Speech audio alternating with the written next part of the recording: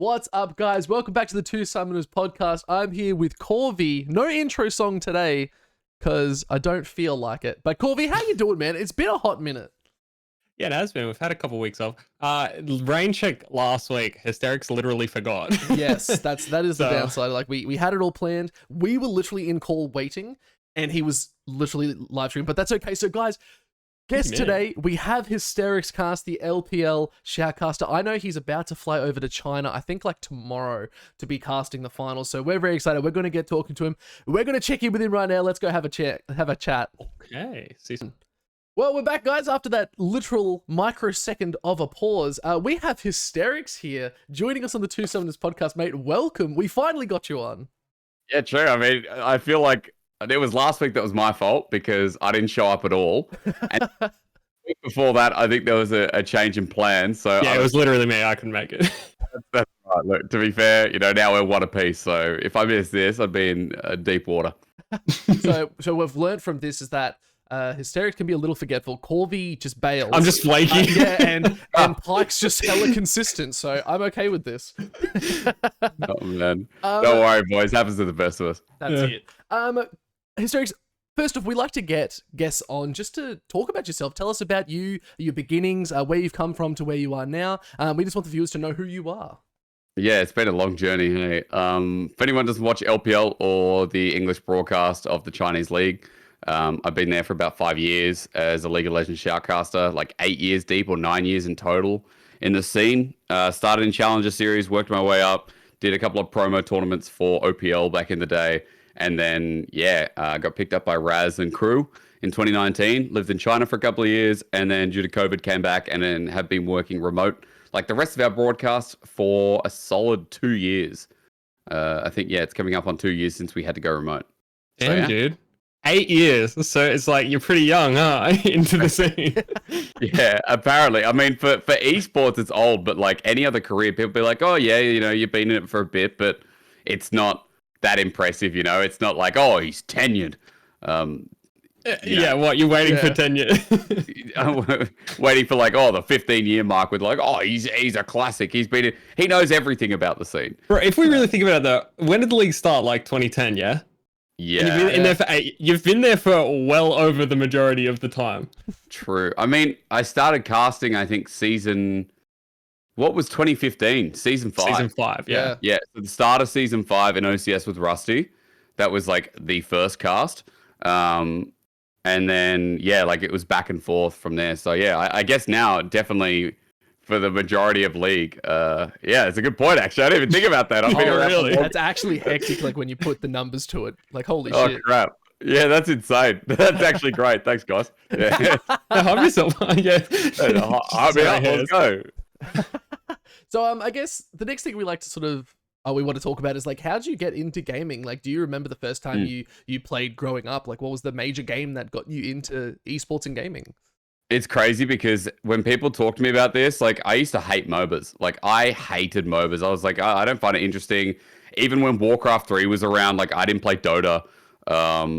I literally like avoided it. I played tower defenses and I played like, RPGs within Warcraft 3. Anything but battle arenas, right? Or MOBAs. And so what got me into League was like friends were playing it in high school. And so I was like, yeah, okay, I'll play with you guys. Season 2, season 3, I think it was. And I enjoyed it because of them, but I would still be playing things like MapleStory. I'd still be playing like any other RPGs, like, Guild Wars. Man, I was through. Like, dude, I was the richest person in MapleStory at one point. Just going to say that. But then I got hacked. So that happened. But like I had no interest in League whatsoever. And then I started playing with friends and that built an interest. But like it was only until I kind of got involved in the community and more so like got the casting gig that I really took up like, oh my God, this could be a career. This could be something. And it grew my interest from there. And now like my obsession and my thousands and thousands of hours that I've spent on the game. So I guess like I started playing games since I was maybe 5-6 years old with a Nintendo 64, Super Mario. Oh man. Mario 64, like first ever game, one of the best ever games. And now, by the way, tangent, you can buy it on Switch. Yeah. Because they've got that Mario Sunshine and Galaxy Is it not? It's not the same. You can't do like LBJs and there's really cool jump things where you glitch up. No. Oh, really? Oh, did they patch it? They patched I actually patched it. Oh So I my speedrun the God. game. I speedrun it in my like own time and on stream. Oh, really? Yeah, you can't do it on Switch. So it's like I try to play it and I just look like the biggest dickhead doing it for like half an hour. Oh, dude, what the? I can't believe they'd patch something like that. That's so old. Just leave it in. It's core to the game anyway. Yeah. No, but like I get it. But like that was, you know, that game is an OG. It's how I started gaming. A Nintendo 64 given to my sister. She didn't play it. I sat there for days in a row. Got a Game Boy from then because my parents were like, oh, he likes gaming. And then the rest is history, right? Computer, dial-up, RuneScape, all that kind of jazz. That led me to where I am now. Like I've just been a nerd for as long as I can remember. Very similar like games that you play. Like I played Warcraft 3, all the custom like scenarios. I played RuneScape. I started on 64 as well. Dude, we have a very similar upbringing, except I found League of Legends through watching a Peanut Butter Gamer video. And at the end of it, he said, oh, I'm on my like 7th game of League. And I'm like, I wonder what this is. And then I looked it up and I was the guy that introduced it to my friends at high school and ruined their lives. Oh shit. Yeah, right. That's crazy. I mean, again, it's a game that just seeps its way in. Like I looked up LOL on Google, and that's how I found it. Yeah, wow. And it didn't come up with laugh out loud. It came up with League of Legends. Yeah, it's changed now. God of those days. Hot damn. I won't tell you where I started because I actually started before all of you. Funnily enough. Oh yeah. What came before the Nintendo 64? If you know this, NES or something. What was that? The NES, Super Nintendo, yeah. Nah. Were you talking about Atari? I played on Atari, but a Sega. I was gonna. Yeah. Dude, I played Sonic the Hedgehog on Sega, and I fucking loved that shit. And me and my brother were obsessed. I was like 5. I was like young. I don't remember half that shit, but I was like, yeah, I love that. And that got me into it. So I feel like a massive boomer. I was never a Sonic head. I don't know why. You weren't playing Sega. I played it at daycare. I remember like primary school daycare. They had a Sega, and that was where I ended up playing it. I'm like, dude, I'm playing video. This is a banger. Yeah, Sonic was the only game I played. I'm so fucking old. Oh come on, wait, Hysterics. How old are you? I'm 28. I'm not that bad. 1 year older than me. Oh wait, Pike's the oldest again. E31. Oh, I'm 29. Oh, well, you're not that bad. He's like 40. I played it when I was like 6. You know, at daycare, right? I'm not 12 and going to daycare. I'm not that young. I still go to daycare. Yeah, that's called my workplace. Oh, fair. So how'd you go from playing League to like wanting to comment it? And what was your first commenting gig?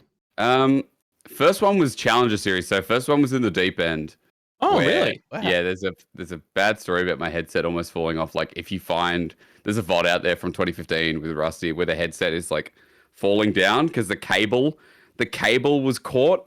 Every ESL caster, every A-tier caster in Australia knows the story because, like, I don't know, at the time it was just big news where I was so nervous and it was my second day in and the cable was stuck under my stool and I was moving a little bit, but it was like I didn't have the confidence to move the headset. Like now I just laugh and I'll be like, oh, what's going on? But back then I was like trying to cast with everything in my body. And I was so nervous, I didn't touch it. You know, the headset kept falling down. And that was 2015. It's a horrible story to go with my first ever casting gig, which, you know, after that, there was a bit of a gap. But I had a video out on YouTube in 2014, October, solo casting. You know, solo casting a Blitzcrank called Fist Me or something like that. Like, really inappropriate name. Good name. And, I mean, it is a great name for Blitzcrank. But the point of the story was, like, I had a friend who found a forum post who was like, hey, you should apply for this because, you know, we used to do community radio together. And from there, I found the forum post, which was Pastry Time putting it out, and applied for it with this random solo cast I did, and they were interested. And then I went through an interview process, cast with Pastry Time as a test, and then went to the second round of interviews for the OCS producer, which was Benji at the time, and then cast in front of him. And yeah, and then got the gig for, I guess, a split with Rusty. That's such a random, like, step into the... Did you do any casting besides this random Blitzcrank game, or was it just like this one-off thing? One-off, and I was just like, you know, just shoutcast. I don't know why, it was just called a random shoutcast video. I still have it somewhere. Like it still exists, but yeah, I'm trying to see if I can find it. But yeah, I mean, it's still out there. I think it's not linked, like it's private. But I've never deleted it because I'm like, oh man, it's crazy that I started from this one video. Far out. That's actually like that process as well was just such a short. Just also the times have changed. If we can talk about that, like that is hectic. That it went from literally one VOD into I'm gonna go to like a challenger series, and here's me and Corvy like, oh yeah, no, we got this, and just every little door, every little obstacles in our way. More me. But it's just time. Like I was in the right time at the right place. The scene wasn't very saturated. You had Atlas, Spawn, Pastry, Papa Smithy, and I'm trying to think if I'm missing anyone there. Apologies if I am. I don't think Fish was in the scene back then. But like you had limited amount of casters. They couldn't do Challenger series because they're already doing like OPL at the time, which was 3 to 4 days a week. Everyone was working every day, kind of like the LCK situation at the moment. So they just needed casters. And again, like I talk about this in my Patreon. I talk about this in, people who reach out to me on Twitter. Like a lot of casting and getting big gigs is being in the right time and the right place. And the only thing we can do is influence that by being ready. I happened to be ready with a random video that I thought was garbage, but it was good enough to get their attention and get me the gig that led to the career I have now. Yeah, shameless plug as well. We're going to shout out Hysterics Patreon and his stream and everything as well. Hell yeah. Guys, go watch the LPL, the finals as well. I know he's going to be kicking ass over in China. But yeah, go hit up his Patreon. I was, you know what? I'll say it. I was his first tier 1 client because I was like, you know what? I got to learn from the best. Tier 3. Tier 3. If we got my Twitch standards. Yeah. You're not no tier 1 Andy. You fucking went all the way. Basic bitch. I ain't that level. I'm going hard. So guys, go hit it up. He's got some really good stuff. I can honestly say from my own experience, fantastic coaching. I've already learned so much. I might actually as well, I haven't told you, Hysterics, I might have picked up another gig as well, which is huge. Oh, hell yeah. Already, just because I was like, I met some good people. I was like, hey, good. Let's do it. But it's not about me. It's about you. So we're gonna quickly move on. No, that's what I want to hear. I mean, that means it's a success story. It ain't no pyramid scheme, it's legit. So that's good news. That's great he just needs to refer like 3 or 4 people, and then he gets another gig, right? Yeah, actually, now that you say that, I'll give you a free month with everyone you bring in. Shit. That's not hard. Not a pyramid scheme, by the way. So, Corvy, if you got some money, I've got a really good opportunity for you. Man, I'm broke.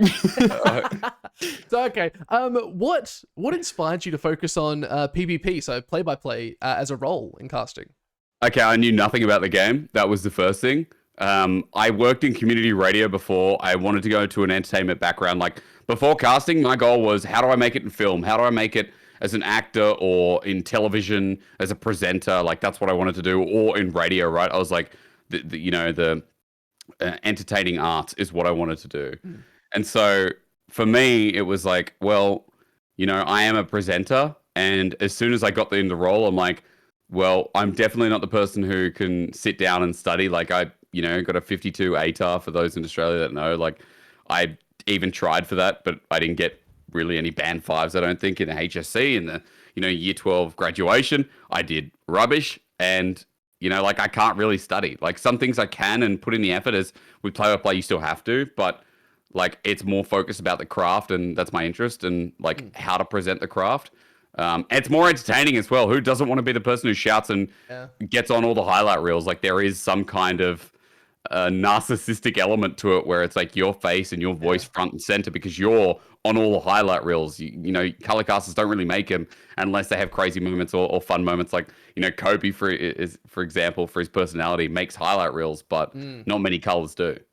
True. So I wanted to also be heard, I guess. Want to be a play-by-play caster just because you wanted to be like in all the highlight reels. I just want to be the center of attention. Yeah, I just want everything to be about me. That's right. That's why. That's the true reason. That's hysterical. Oh no, God! It's my show. I can say whatever the fuck I want. That's true. I'll hit you all with the dirty dad puns. How did you go from doing League of Legends kind of like OCS, OPL stuff rather, and getting into LPL? How did that happen? So I guess the context is after Oceanic Challenger Series, my first gig within Riot, I didn't actually get another Challenger Series. I think they chose to use Rogi instead later in the year, who is now no longer a caster. And so essentially I was like, okay, I don't have this gig. The only other thing available at the time was Open Ladder when it existed. And ESL was running at the time back before they were called ESL Australia and were called ACL.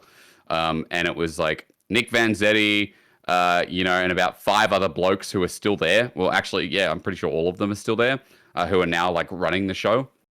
They were there in a small office somewhere out in inner west in Sydney. And like I went there every Sunday to cast for nothing because me and Mendrix, who also was a caster and did a bit of OPL, wanted to do, League of Legends, wanted to cast more. So I found him, I hired him in, and we worked on, casting together. And then come 2016, I think ACL either picked up OCS or I got some kind of gigs there again. So I continued doing League of Legends, and that was cool. 2017, same deal. I started picking up other gigs. Like I think I started working for Throwdown TV because I was getting out there and I was getting involved with the community. And I started doing other games. And then after building up connections and gigs for 3 years, come 2018, my last year before China, before I would unknowingly get this gig, I went freelance. Like I stopped working at a restaurant, which is what I was doing at the time. Like I was a floor manager for a family restaurant, running like 15, 20 staff who were all older than me and probably thought I was a snot-nosed little shit, 21 years old, like calling the shots. But I quit that. And then I started doing, I balanced my time between doing Challenger Series, doing promo tournament. This was within Riot again, with T-Gun. I was working Rocket League for Gfinity, also for Throwdown. Then I was doing World of Tanks with ESL. Like I was working every major brand or major organization within Australia because I built up connections and I did a good job, I guess, no matter what I did. I even did Supercar E-Series with Chad Nayland, who is the current what is the bloody race? Whenever the Mount Panorama comes around, he does Bathurst. So he's one of the main commentators for Supercars. And so, yeah, I got to work with amazing people and I got to do all these different kind of gigs that I'd never expect to do, work strange games. And then I had all this built up reputation and how to cast with like different games and different commentators, a lot of experience. I had a show reel going, mainly just for League of Legends, but I still, showed it to other people and they were impressed. And then LPL was looking for talent. And, I had already messaged Raz in 2017. I think I was telling you this the other day, Pike, or at least through a video. I messaged Raz 2017 and he was like, are you going to work on this, blah, blah, blah, blah, blah. Then I sent him an email the next year, in 2018, after I got a little bit more shows under my belt and was like, hey, look at this. Like, this is, I've worked on your feedback. Can you give me any more, so on and so forth. And he was happy with the growth. And he's like, actually, I don't think he told me if LPL was going to start hiring, but he kind of had me in mind. And from there, then, LPL had an opportunity that came up. They're actually looking for 2 play-by-plays, little did I know, because the whole team collapsed. And I got to go over. So I got to, be their play-by-play, and I had to solo cast. Not solo cast. I had to cast with Raz and Clement like non-stop 4 or 5 days a week because the other play-by-play hurt his throat. So in LPL, like I was just doing non-stop, full on the grind. So yeah, a bit of right place, right time, but also connections that I was just doing the right things to be noticed and to kind of practice and be active in the scene. That in Australia, if you asked anyone, they'd be like, yeah, cool. Yeah, we'll use Hysterics. And it still benefits me now. I still get gigs. Like I got LCO Grand Finals, even though I have no involvement with LCO, like for Split 1 when we're at DreamHack. So it's like, it still benefits me now because I did the hard work and I ran a long distance. Oh, true. Before, I know it's a massive monologue. Before, the other important thing is I also ran tape around Luna Park finals in 2015 and then Brisbane 2016 OPL finals for both. I literally did an 80-hour week of picking people up from the airport and running tape for cables so that people who came to Luna Park for the big finals, I don't know if you guys were there, but it was, it was a bagger. That's all right. It was now 8 years ago. So I also did some groundwork for ESL. Another reason why I feel like I have a good reputation and good standing with them. True. Damn. Yeah, no, you're right. That was a very insanely long monologue. I wasn't expecting that much work in your off time. No, don't be sorry. It's so you were working with your family, quit working with your family, basically casted every single game you could get your hands on, did your whole body of work. Yep. Never stopped grinding, always continuously improving. Took people's advice under your wing, and like a year later, or continuously just kept in the DMs with people that like, oh, I'm still keen, I'm still looking, I'm still grinding, I'm still learning. Yeah, and that's you may say right place, right time. You may say I was extremely lucky, but man, there's nothing lucky about grinding in your own time. Even not doing games that, oh, I'm interested in casting League, or like I have experience in doing League. You went out of your way and you started like flexing that broadcasting muscle in other areas too. You have to in OCE. Like even now, even more so now than ever, I think, because like Oceania still feels like actually to me it feels like it's in a worse spot than it was in 2015, 2016, because like at least there were other companies vying and trying to, verse ESL. Like Throwdown existed. I guess Cyber Gaming had more involvement within OC now. It runs a lot of its stuff. It runs a lot of its stuff out of New Zealand, remote as well. I should probably get my facts straight, but dude, it feels like OC is in a strange spot where there's actually a lot of casters now who are at the A tier level, and there's a lot of people who want to get into the top spots, but there's not enough work. So I think it's in an even worse spot than it was all those years ago. Like you have to be a multi-game caster if you want to make any money out of casting. Rocket League's still huge. Yeah. True. But is there enough work? No. Well, it's not, because they're all filled. It's all filled. Yeah. Valorant's the next big one, if I'm being perfectly honest, in O's. There's not many good Valorant casters, but it's also one of those games that's so hard to be a good caster because it's basically a conversation. Rounds are so short. Yeah. Yeah, but it's like it's only through the one company though. It's all you're right. There's no one really like fighting for like, oh yeah, this group of casters belong to this org, right? And then there's not another organization coming in and picking up a whole new like brand of people doing a different kind of thing. So it's kind of like once you're in the one area or like the one group, I feel like they'll cover all the games that they're doing kind of thing. But there is still like, for up and coming casters, I've said this to many people, like they can still get booted out. Like they have to maintain their craft, and products and organizations are always interested in new talent, new flavor, or at least they should be, because if I was a product owner, I'd always be looking to be like, okay, what can we add to the broadcast? Can we expand it? Can we go in a different direction? Like, what can we do? And I know there's not much money around, but like those people maintain those jobs because they work hard at those jobs. I've been on Ivory Tower, the podcast with Elfish Guy. He talks about the Ivory Tower, where like, Mac, Elfish Guy, those guys at ESL who do, they'll do all the Valorant, they'll do, some of them do bloody Rocket League now, I'm pretty sure. I'm not sure to what degree, maybe they don't, but still, like, they maintain top jobs because they put in the effort to maintain the top jobs. They deserve it.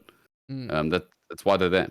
Yeah, true. And that brings us on to our next point. What do you do to hone your skills in casting? And what do you do to continuously work on it? I mean, essentially, like, what I'm doing with Patreon is, I'm not going to lie and say there's no benefit for me, because teaching also betters your craft at the same time. Like, you have to know what you're saying, and you can't just throw out Boulder Dash. Like, you actually have to have some content that you abide by, because the best teachers in the world are the teachers that have done what they're teaching. Like, the school systems across the world, and Australia as well, a lot of them will teach things. Like, I remember high school teachers talking about teaching things, but they haven't actually done what they've taught or what they are teaching. So I think the biggest thing is like teachers who have gone through the process that they're teaching by is first of all always a benefit for those getting taught, but also for the teacher to continue honing their own skills as well, if that makes sense. So teaching's one aspect. Leading a team, like I lead the LPL team. Everyone's freelance, so essentially, like, there's not much in it for me in that regard. But like listening to everyone and making sure everyone's on point is another element of like overseeing and making sure that the broadcast is quality is another way that I continue honing my craft. But outside of that, I mean, things like reviews. Like I'll review over my work. Like I'll sit and watch my VODs. I'll be like, okay, how am I feeling about this thing? I wanted to work on my energy because I felt like I wasn't hitting it. Like, my ramp up in these team fights haven't been good. So how have I been hitting that? It's a lot more fast and loose because I'm doing remote broadcast. It is easier when you're in studio and you can separate work from home. But right now I'm like, it feels a little bit more lax than I'm used to. But yeah, I stay relevant by, like when I do cast 3 or 4 times a week, I make sure that, I'm at least looking back on some of the VODs and reviewing and seeing what people said. I look at Reddit because I'm like, well, is anyone got a problem with the casting? Is it valid? Does it help me?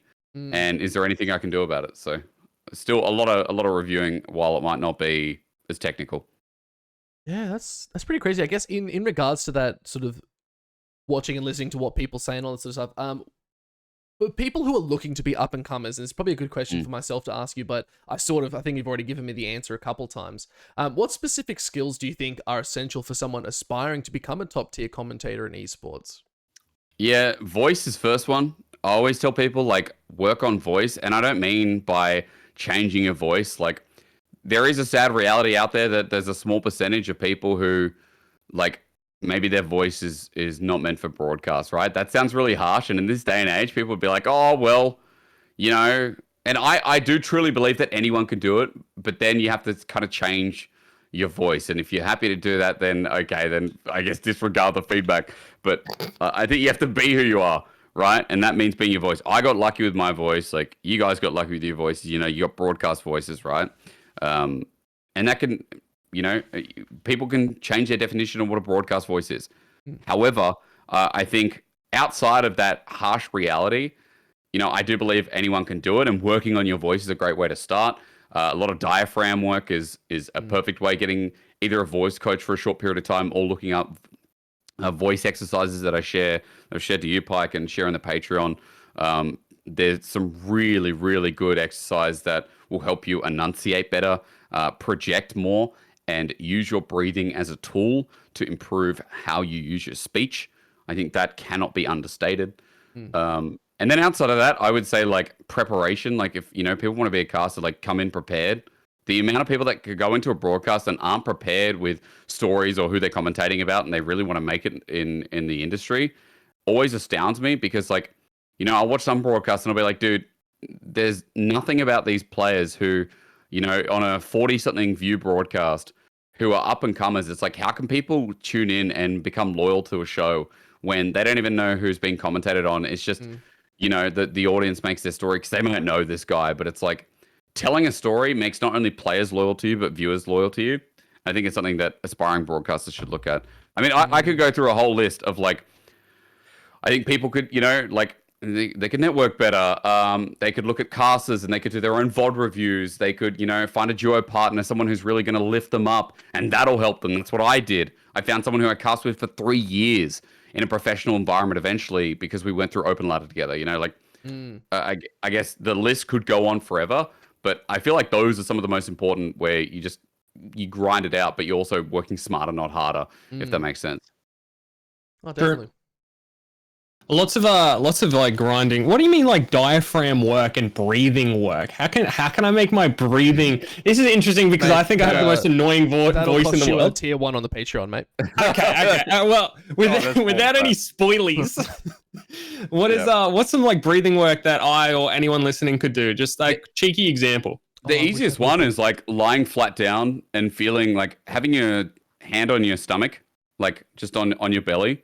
And just feeling your deep breath, because a lot of people when they breathe, you'll notice like if you see someone breathing with their shoulders, like it's a very shallow breath. Like, I'm so conscious on how I'm breathing now. But when you breathe, like I've actually changed how because I'm not sure if I used to do shallow breathing, and this is something singers work on, by the way, as well. Yeah. Really important because you can't, at least for singers, you can't like work with your head voice all the time. There's a lot of singers that go into the falsetto and they use their head voice, which is fine. But like when you're singing, like you need proper diaphragmatic breathing because you get so much more when you have a deeper breath, right? And feeling the air going into your belly and back out with deep breathing is a great way to start. So, So I hope that without feeling it in your chest or your shoulders. I mean, Yeah. Pike This is Corvy, let me tell I'm just you breathing straight here. Okay, let me tell you what I've learned, because I literally just finished reading the book on how to breathe properly that we haven't been able to do. Me when I need to read a book on how to breathe. Dude, no, honestly, this book is so good. Like, I read it so quickly. I was just like, this is just, it's so exciting to read. But no, 5.5 seconds in, 5.5 seconds out, no break in between. So don't hold your breath or hold it at the end. That is the ultimate breathing time. No, honestly. And you breathe through your nose, out through your mouth, and you cycle that. You do that for about, I think they said, if you do 30 cycles of that, you'll actually notice that you're breathing longer. It makes you taller. It reduces your bone structure. It actually makes your face skinnier. So my face has actually changed in the last probably 5 weeks just from breathing better. Like, my face has gotten skinnier. Don't worry about the beard. I can shave that off, and I've actually got a jawline again. But because breathing, I'm not mouth breathing anymore. Mouth breathing is the main reason why people snore. It's so bad. It bloody like gives you all sorts of. If you have a small mouth, it fucks with your eating habits. Everything, man. Breathing's just so hectic. And now that I've started doing proper breathing, it's changed how I cast. It changed how I present. Changes how I project and everything. It's nuts. It's actually. I've never been more self-conscious in my entire life. No, everyone out there now probably just like, he's like, oh fuck, shit, how am I breathing? I'm like, yep, okay, no, not through my mouth. You'll sleep better as well. Like, it is a big thing. Like, I'm going through sleep problems, and like, you know, I'm doing something about that. But the first thing they were like, oh, you know, you do more nasal breathing, like, it will change your face. You know, it'll change your face structure. You'll notice. Yeah, actually a thing. It also changes the shape of your jaw. Yep. It's crazy. It's a thing. They also say if you have sleep apnea or snore a lot, just real random side tangent, but go to a doctor and consult them first, but tape your mouth shut. And it forces you to nose breathe. And people have literally done it over the space of a week, and it's changed their entire life, and they lose sleep apnea. They don't snore anymore because their tongue's not rolling into the back of their mouth. Fun. I'll be having some wild, like, kidnap dreams. Do not take Papa Pike's advice as actual fact. Consult a doctor. People have died from taping up their mouth. Not even kidding. Hell yeah, I'm going to do it. Papa Pike tried it once, and Papa Pike lasted 10 minutes. But that's also... All right, steer us back on the tracks. Could you share any notable experiences from your career as a commentator? What sticks out? Rift Rivals 2019, first international event, only international event so far. If you want to count it, like, it was Asia, but it was still, like, it was in Korea. I, at the time, like, this was in spring, right? So it was after the spring split. I just did my first LPL split. And then I got this. And, like, I think one LPL caster pulled out. So they used me as a play-by-play. So I got to go over and, like, you know, see Atlas again. I got to, you know, I didn't actually properly meet Papa Smithy, I don't think. Or maybe I did once or twice, but it wasn't, like, a decent meeting because I think it was just a hello.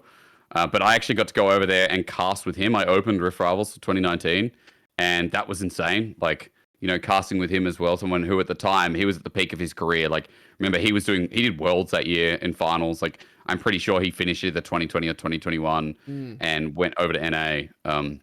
But the guy, like, was so good to cast with and made it so easy. Like, even Atlas said, is like, the best thing about Papa Smithy is you don't feel like you're casting. You're literally just on a journey, and, you know, Papa will take you there. So I got that experience. It was legendary, and it opened my horizons of, like, casters. I also had an opportunity to cast with LS. Unfortunately, he was sick, so I didn't actually get that in the end. Ended up casting with Raz, but, like, yeah, one of my favorite calls, like, or at least favorite moments of, like, the Faker Azir flank. That, even though it was Rift Rivals as a tournament, was, you know, one of my best calls. And I relish the opportunity to, like, reference it or, like, talk to people about it, because it was such a cool tournament with IG versus SKT really headlining the end of the group stage. And even though I think Korea won, it was still, like, yeah, it was just such a cool experience seeing LPL versus LCK top tier gameplay, and, like, a taste of, again, you know, LPL won Worlds that year, but, like, you know, just seeing the two regions battling it out was some of the best gameplay I've seen. For a tournament that's not even main, you know, they took it seriously.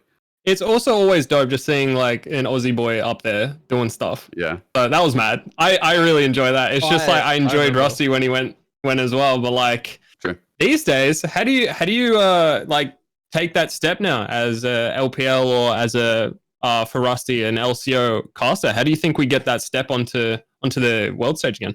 I mean, like International. ultimately, it's a hard question to answer because, you know, you've got to be. I mean, I feel like you got to be something special. Right place, right time comes into it. You know, because there's always going to be things like budget costs that might be, you know, relevant. Not speaking like from an flights and understanding. stuff? Well, yeah. I mean, I'm speaking from speculation, right? Like, this is just me having a guess. Like, none of this is anything I know 100%. But at the end of the day, like, you know, Riot is a business, and naturally, like, you know, it's, as a business, you've got to think about costs of flying casters over. How long are they staying? Are there visas that they have to, you know, acquire as well? Like, I think budgeting is a big deal. But I also think like credibility within not only from your product owner. Like for me, my product owner, you know, speaks highly of me to anyone who asks internationally. So he has my back. That's, you know, it's a big deal. But also it's like, well, how relevant are you within the landscape of teams? You know, LPL sends 4 teams and, you know, majority of the time, 3 out of 4 make knockouts, you know, make the top 8. Maybe sometimes, you know, 4 out of 4.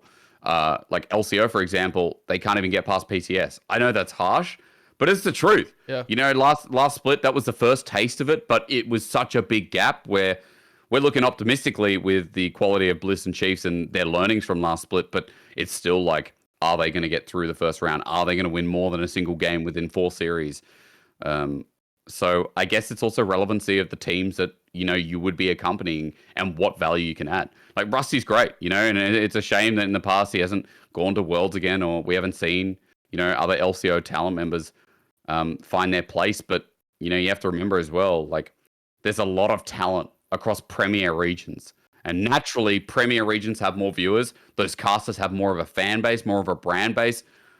They're gonna get picked first. Of course they are. They are in desire by the fans. And if they weren't there, people would be upset. You imagine, like, you know, you think about it. Well, if they have to substitute someone out for Rusty, it's like, what color would you pick, and would it be acceptable, like to the fans and, you know? True. The only time you can draw that straw is if it was like his region playing kind of thing, you know? Because like that extra insight is the only reason why you can pull him there. So Chiefs just need to go Worlds. Just need to go Worlds.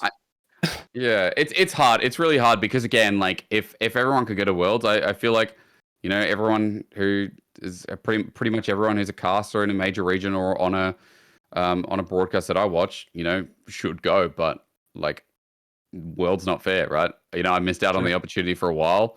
And for me, you know, I just have to like put my head down and be like, okay, well, I've got to, you know, suck it up and be better. Like that's the harsh reality of it. Yeah. Oh, so true. Okay, Tough well, question. I think Well answered. Yeah, let's steer the conversation in a different direction, right? Let's talk about your time on Vertex. Oh yeah. We want to know, like, what was your role in Vertex? Like, we heard from like the coach, we heard from like a bunch of people actually. Let's tell us in your words what you were doing with Vertex. So the funniest thing was, first of all, like I think it was our matchup versus Mammoth, where like, you know, the casters were like, oh, this draft direction from Hysterics, like, oh, not sure about this or whatever. And I just thought, dude, Styled is getting absolutely like looked over. So for first context, Styled was what I would call a head coach. He did all the drafting. There was Medica, who was an analyst who, you know, had some input there. And then there's me, who was the performance coach / assistant coach, who also had some input in draft. Now, what I mean by that is like, you know, I'll question things. I'll look to be like, I'll be challenging to make sure that, you know, Styles really pushing, because it's great for him as a coach to make sure that he's not just getting yes men. It's about people who can help and support him in the way of like, hey, why are we doing this? What are we doing this for? Hey, this is open. Have we not thought about this? Excuse me, but comms in draft, for example, would be like 95% him from a coaching standpoint. Oh, sorry, 90% him, 5% me, 5% Medica. Sometimes maybe me 10%, sometimes Medica 10%. It just depends. Like, we're a side voice. So I was performance coach, and I essentially looked after the players' needs. Like, are they sleeping well? Are they looking after their health in terms of food? What's their exercise like? Like literally like a father. Because my goal was to make sure that they're performing outside of League of Legends at their peak, like doing everything they can to support a healthy lifestyle, so that when they get on the Rift, they can focus on that and they perform at their peak. Mentally and physically, these guys are ready to go. And I'd also look at like what they're striving for in solo queue, a little bit of skill based, and what they should be learning, and like hey, talk to Styled about this. I think right now we should be playing Cassante Flex, like that should be an option. So how can we do that? How can we utilize that? So it was like a very mixed role, but mainly about 80% of the role was looking after the players. 20% was having an impact in drafts or games or scrims, like being like, hey, we're not talking like, what are we doing here? How are we setting up for mid game? We're not talking about the composition. What does it look like? How do we run into this team? So yeah, it was just like an overseeing role to support Styled as best I could. Yeah, I remember in our interview with Styled, we were chatting about you quite a bit, and he said that you used to come in between games in the call and you used to do these huge hype up things for the boys. Yeah. You had these huge speeches. What were they like, man? Oh, I mean, so first of all, Tomasino hadn't heard of Biggie Smalls, and I was like, what the fuck? Like, this generation, man, what's going on? So I used to, for game days, and especially during playoffs, like, I'd give, towards the end, I'd give, like, YouTube videos, like, this is our song for the day. Thomas the Tank Engine remix with Biggie Smalls. Oh, a classic. You said that one exactly. Yeah, and I was just like, yeah, this is it. I'm like, you're fucking better than them. This is during Direwolves. I'm like, guys, these guys can't play mid-game. They're shit. They literally have no mid-game macro. They don't know how to play sides at all. We are one of the best mid-game teams in the LCO, which I truly believe. Like, it was our early game that was our biggest struggle. But once we got to mid-game, our skirmishes, our team fights, how we played our front-to-back, or how we played very complex angles, I think was actually quite advanced. And, I'd say words like, the other team's trash, like, in the hope of boosting them up. And Tomasino would do the rest. Like, he was always like on it. Like, he was always on it. We heard that too, actually. His energy was nuts. He's a great guy. And like, he would always, try and boost up the other, like our team. And, when someone speaks out, someone gets excited, be like, there you go. He's like, yeah, let's go, Brown. Come on. Bloody Brown. Yeah, Brown. I love that shit, man. When someone's like, yo, Brown, he's like ranked 3 right now. He's just been come over. We're just like, fuck yeah, Brown. So every time I saw him and I was talking about him, it's just like, they're just like calling him by his name in game. I'm like, nah, man, that's Brown. That's just my boy Brown. He's just getting it done. I mean, even when Goodo came in, as we substituted out, I think halfway through the split, like, Goodo would make like a same comment as well, get pumped up, and even Chirp towards the end will get pumped up, and he's like, oh shit, like Chirp who never talks. The quiet man. The quiet man getting pumped up, and he would like use that energy and fuel it more. So man, that's all you. You got me hyped up. I'm smiling as you're going on. Dude, it was just again, like, because that was part of my job in reality, which was making sure that everyone is physically and mentally okay. Also means like getting them in a good headspace, whether it's after a loss in a series or a game, or if it's like after a win, like making sure we got our heads screwed on, but also like keeping everyone happy so that, we do play good League of Legends. And I think that's what got us a win against Star Wars, that like the mental game, we knew we're like, oh, we've got this series. Like we can lose game 1, but it's like, this is not this team's not worthy of being top 4. Like we are, top 4, top 3. I still believe top 3. I think we could have beaten Mammoth. That was our fault, that we were the reason we lost games. But yeah, I think we knew what we're capable of, and I just pushed that up. I do believe that, actually. I think Mammoth, in the same time, was a very well put together roster. But I think Vertex had something a little bit different that came fresh to the scene. It was sort of like that Bliss in that first split, right? They came in out of nowhere and were just like, oh, we'll just throw them to the side. We sort of, me and Corvy both put our bets in and be like, oh, they'll end up like 5th or 6th. And then they just showed up and you're like, oh, shit. Yeah. Right? And then when Vertex actually beat Direwolves, I was just like, yeah, this is a team that can go the distance. This is another Bliss like team. But can they compete with Bliss and Chiefs? And that's where I was like, oh, it's... I thought team top 4. We didn't think we could. Like, we knew that Bliss and Chiefs were the mark, right? Like, if we can take a game off them, we thought, yeah. But we knew we could beat Mammoth. That's the thing. And that's why they're a little bit disappointed because, like, we beat Dials and we're like, we are by far the better team. And there's game 2, game 3, like we were the better macro team by far. Even game 1 was our fault for the loss, I think as well, which happened to be a theme. Like we were the makers of our own destiny. And I know some teams, will say the same thing where it's like, oh yeah, we're the reason we lost, but we truly made errors that lost us the game when we could have just, played a little bit smarter. And that's why we thought we were better than Mammoth, even though like people are going to be like, well, you're not because you lost. And that's true. I think gameplay wise, like if we honed up and played maybe the same as game 2, game 3 versus Dials, we could have taken that series just as easily. So, it's still a great first split. I mean, the fact we got top 4 in the first split out of 8 teams kind of shows like what Styled was working with, because he's the one who set up the roster pretty much. I had an input in trials and like, oh, I really like this person. Like we should look into them more. I think they've got a great voice. Like we should continue working with this player. But he at the end was the one who made the final notes on, who's going to be in the team, who he wants to work with. And like that's the experience of a pro player moving into a coaching role rather than just someone like setting up as a coach. Like he still masters, I think, in solo queue too. Yeah. So it's like the team is so lucky to have a coach like that who has such great insight into the game. True, he still has like the finger on the pulse of the game. Oh, He's actually working with it. I actually do think you guys could have beat Mammoth too. They had a lightning in the bottle win over PGG, which I just didn't see coming. Like 2-0 is kind of insane. And so if it was honestly, it was a bit of a coin flip. Yeah, I think he definitely could have taken a game or won it. At least, but again, like we didn't, so I can't say we're a better team. But I can say, at the very least, like we were competitive for a top 3 spot in our first split. So I'm not going to be first half of a split. Like it was like half of it. It was just second half of the year is harder than the first half. True, and we had to change our roster around because obviously there was some kind of like there were issues with how people were gelling together.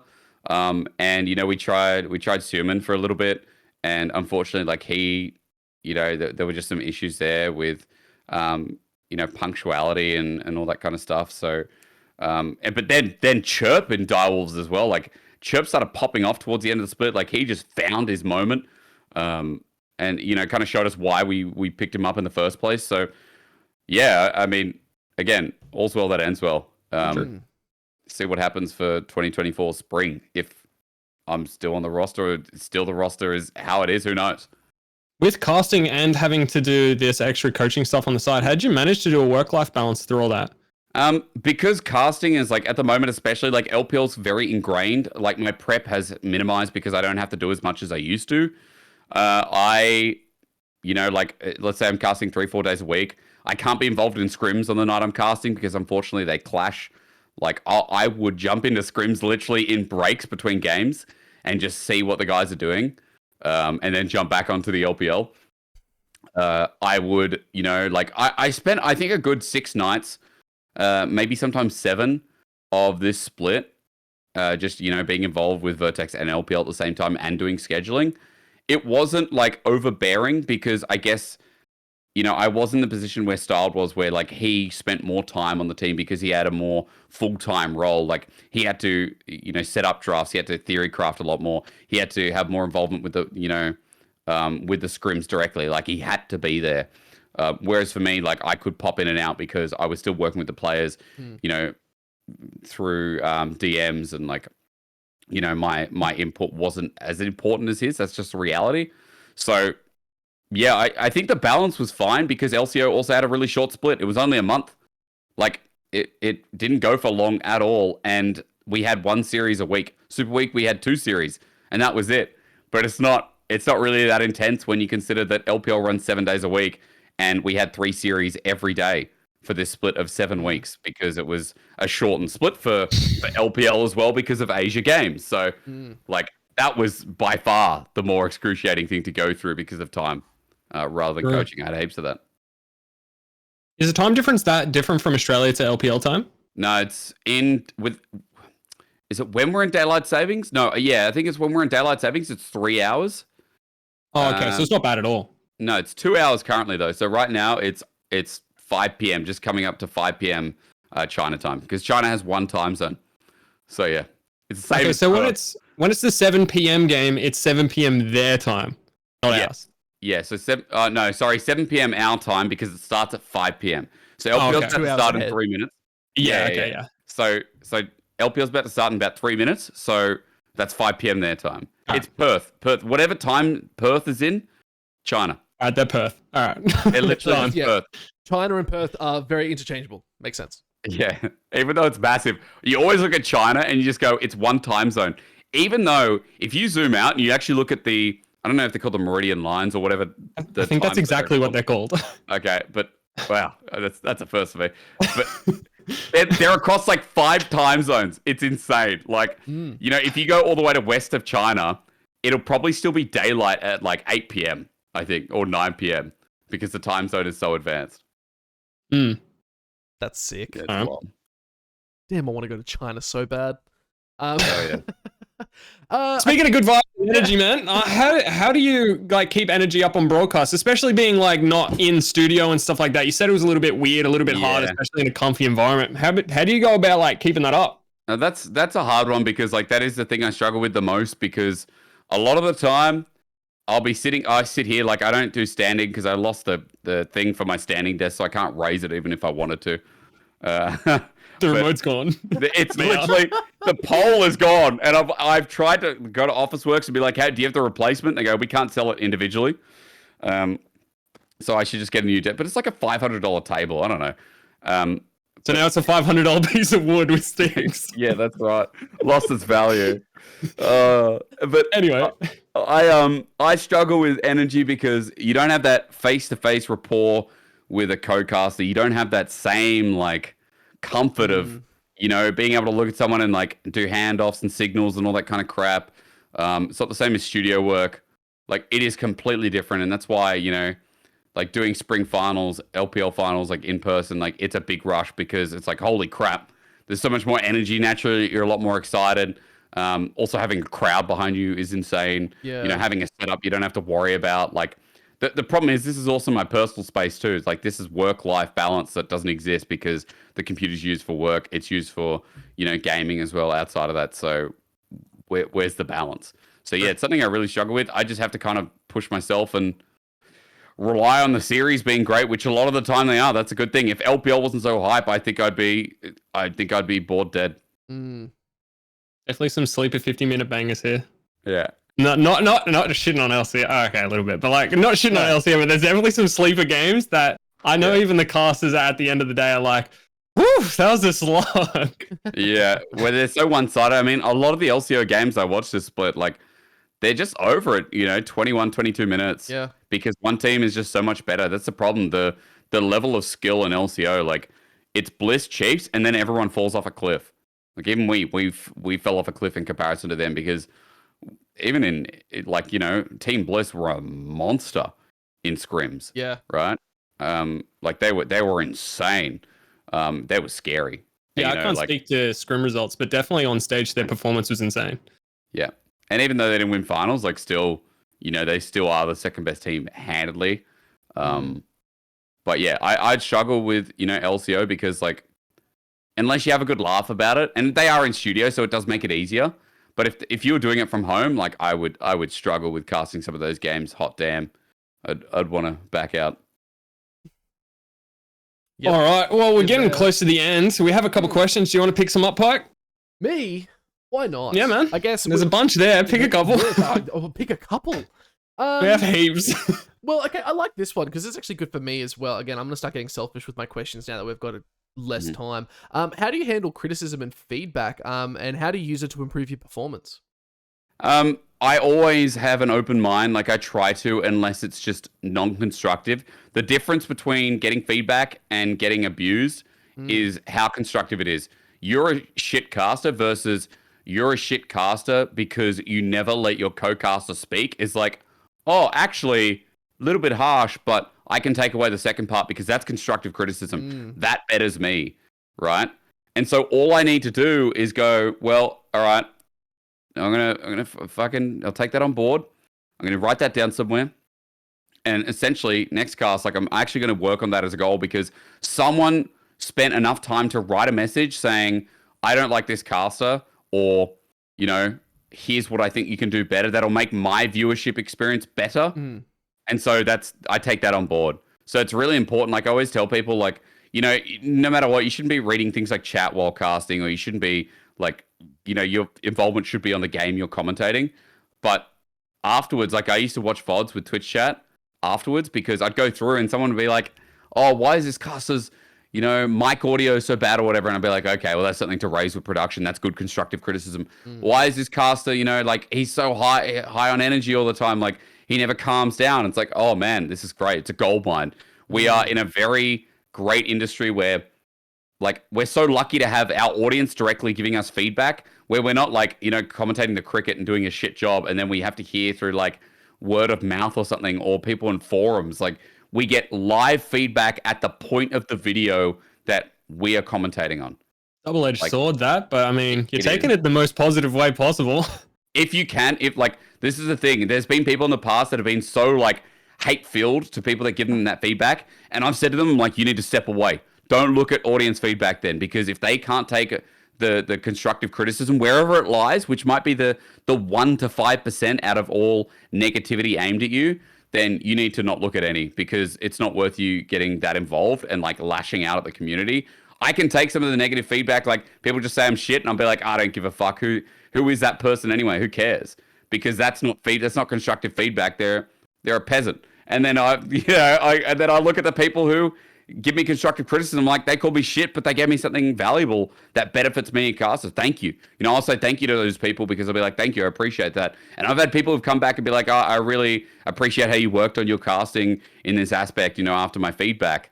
Doesn't mean I have to appeal everyone, but like, if I find it constructive, if I find it useful, then hell yeah, I'm gonna do something about it. Yeah. No, awesome. Yeah, that's I love that. That's exactly what I try to do as well. Before you get to the next question, do you want to say I'm cooking a tomahawk in the oven? I'm reverse searing it. Do you want me to get it? Yeah, man. Yeah. Just casually cooking a tomahawk. Classic. You're reverse searing a tomahawk. Okay, it's not cooking at this stage. It's artistry. Okay, it's complete. It's a method. Level. The umami of this steak. I've also, I don't know if you can hear, but I've got the best question lined up as the random question of the night.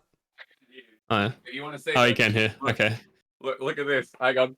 Tilt it more. Let it fall on your keyboard. Tilt it a little bit more for me. I'm not doing the bloody what's his face. Yeah, try one. Big ass fucking steak though. Yeah, that's just for me. The missus is out, so that's a capital T tomahawk, man. Damn.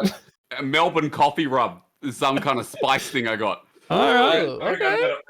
All right. Hey, someone put a ring on it. What the hell? Gourmet. Jesus, I've made 2-minute noodles for dinner. That's crazy. Damn. Wait, no, Grandma didn't make you anything? No, because my dinner is at 6 and we record at 6. So I'm like, Grandma, I'm not eating. And she's like, I'm like, I'll get myself 2-minute noodles. Oh, I feel bad now. Could have made it like 7. But I don't know. Well, I mean, he probably wants to watch the LPL as well. And I kind of want to watch the LPL now because we've been talking about it. Yeah, I kind of want to. I got to stream, and I got to cook my 2-minute noodles. My night is jam packed. Mate, 2 minutes out of your whole stream and LPL. Don't know what you're I doing. know. All right, I've foiled it and I'm back.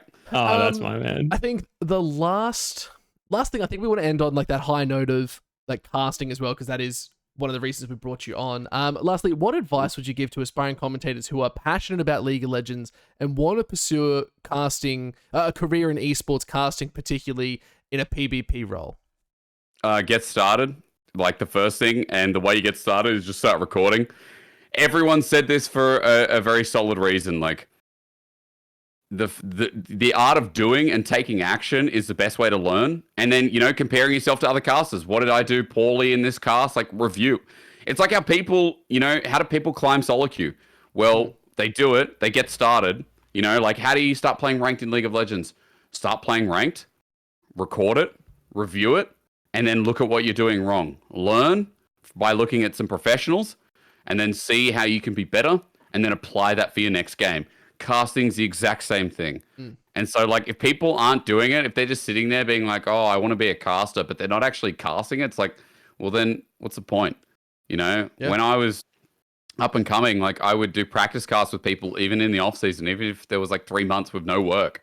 You know, I'd work with casters that I knew were passionate about it as well, and they would help me develop my own skills while I helped them develop theirs. That's also improved my own skills, like I was saying with teaching before. So just literally get started and start looking at other casters and compare and record it and like show people and get them to give you feedback.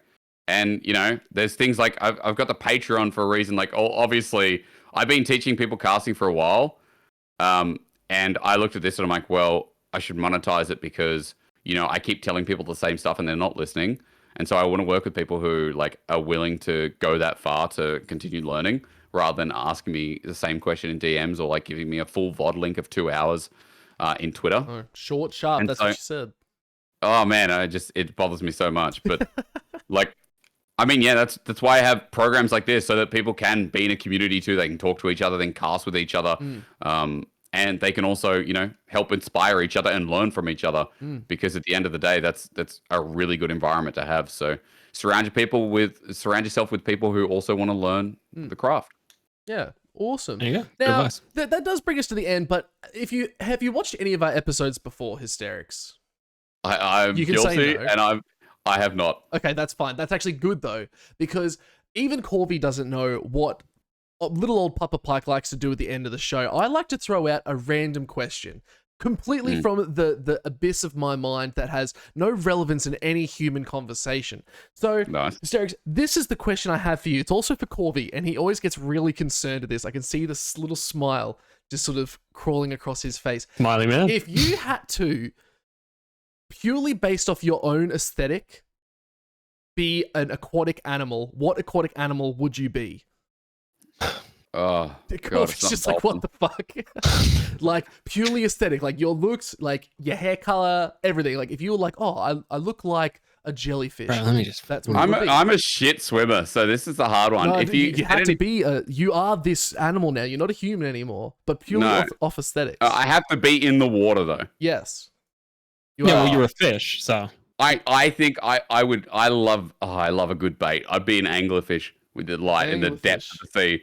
Because man, how dumb are some fish to fucking look for that light and then boom. I like it. That's a good answer. Corvy, what would you be?